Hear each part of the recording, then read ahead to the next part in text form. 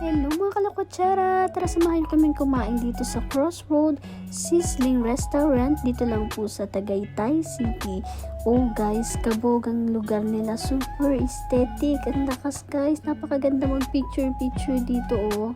Diba? Tignan nyo. Ang linis, ang aliwalas. Tapos, napaka-refreshing po ng kanilang place. Then meron din po silang second floor.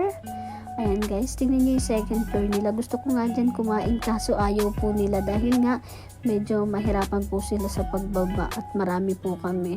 5 kami eh. So ayan po, napaka-aesthetic. Ang ganda po ng mga designs nila dito. Ayan o, diba kabog? Ang sarap mag-picture. So ito po yung kanilang mga price menu po. Ayan. Yung price po nila ay nag-i-start. Ayun nga po, yung price range po nila is nag-i-start sa 180 pataas. So, napakamura. Guys, expect nyo na pag nandito kayo sa Tagaytay, medyo mahal ang bilihin. Diba? So, dito sulit ka na. So, dumating na po yung order namin na sinigang na baboy, beef broccoli, shrimp, garlic, and yung fried bangus po at saka yung pansit canton. Yan, super sarap po guys. Tara, tikman natin. Ayan na po yung order namin. Nasa plato ko na. At yung lemon po, order po ako para masarap ang ating kain. So, una kong tinikman yung kanilang beef broccoli guys. Alam niyo naman po, ang beef broccoli ay maganda po sa kidney.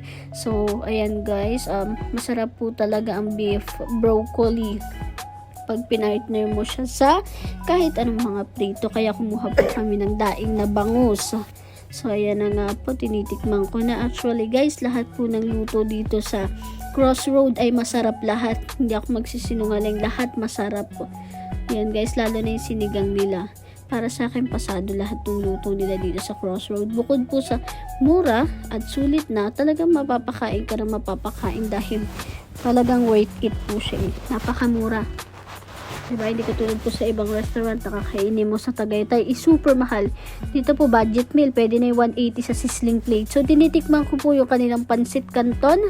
Panalo rin po yung pansit canton, may kakaibang lasa na nanunuot sa aking bibig nung tinikman ko yan. Parang may something na ano siya eh. Basta guys, masarap.